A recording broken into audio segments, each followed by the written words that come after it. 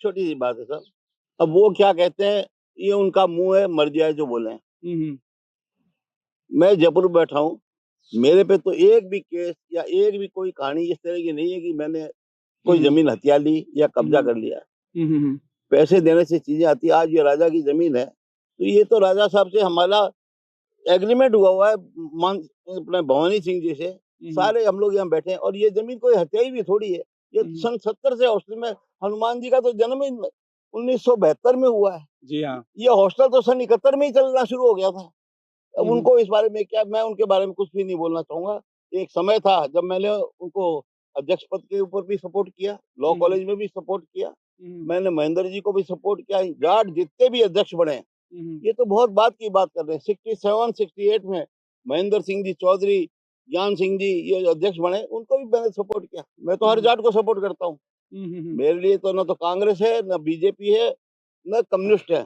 Comrade भी मेरे भाई है, सारे मेरे भाई है जो मेरे साथ है, क्योंकि मेरा उद्देश्य राजनीतिक दल बनाना या पद लेना नहीं है।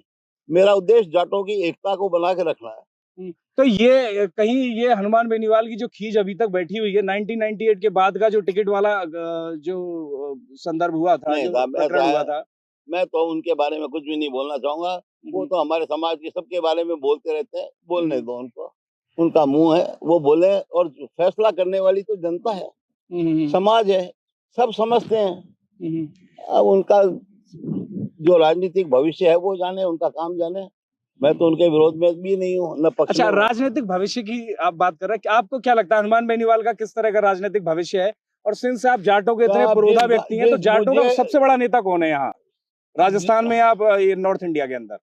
देखिए, सबसे बड़े नेता चौधरी चरण सिंह जी थे, नाथूराम जी थे, राम निवास जी थे, बलदेव राम जी थे, कुंभा राम जी थे, ये थे। ये भाई साहब थे वाले हैं वालों में एक आध दो का नाम बताइए। हम तो थे वालों में ही है। हम नहीं, आप तो हैं। नहीं, एक बात सुनिए, मैं तो कहता हूँ, कोई भी जाट नेता आज आगे बढ़ना चाहे तो उसके लिए विजय पूनिया का कंधा, और कंधे से वो संतुष्ट नहीं है तो सिर भी हाजिर है, उस पे सिर रख के ऊपर चढ़े।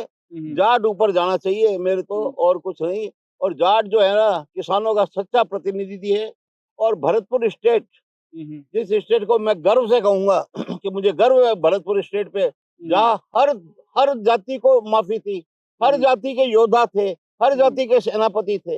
वहाँ कोई ये नहीं था कि जाट जाट ही रहेगा। वहाँ तो ब्राह्मण भी सेनापति थे, गदाल गुजर जैसे भी थे। मतलब वहाँ का कोई मुकाबला ही नहीं हो सकता।